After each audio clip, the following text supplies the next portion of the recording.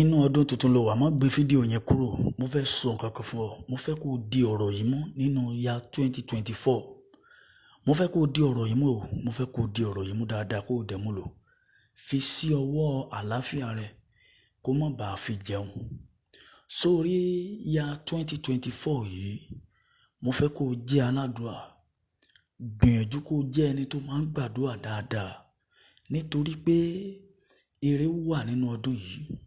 Bẹ́ẹ̀ ni, mo dẹ̀ gbàdúrà tó o bá fi ọwọ́ rẹ táìpù àmì lábẹ́ kọ́mẹ́ǹtì lórúkọ Jésù lórígun mẹ́rẹ̀ẹ̀rin àgbáláyé, ire máa tẹ̀ ọ́ lọ́wọ́.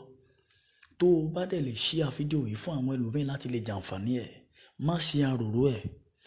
Gbìyànjú kó ṣíà ẹ̀ fún ẹlòmíín, ṣíà ẹ̀ sí gúrùpù káàkiri. Bó o ṣe ṣíà ẹ̀ kí ọjọ́ méje tó pé ìrànlọ́wọ́ máa dìde fún ọ.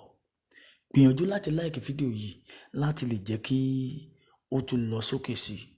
Mo gbàdúrà bó o ṣe láìkì fídíò yìí, àwọn ẹni tó ti kórìíra rẹ tẹ́lẹ̀tẹ́lẹ̀ tí wọ́n sọ pé àwọn ò ní ràn ọ́ lọ́wọ́ lórúkọ Jésù torí pé o láìkì fídíò yìí kàn bẹ̀rẹ̀ sí nífẹ̀ẹ́ rẹ̀. Àṣẹ Baba, àṣẹ Ọmọ, àṣẹ Ẹ̀mí Mímọ́ ni mo fi sọ̀rọ̀ yìí sínú ayé rẹ̀. Torí pé o ṣàmì tó dẹ̀ ṣíà fídíò yìí, ìrànlọ́wọ́ máa dìde fún ọ. Nínú ya 2024 yìí wàá rí tí ẹ ṣe.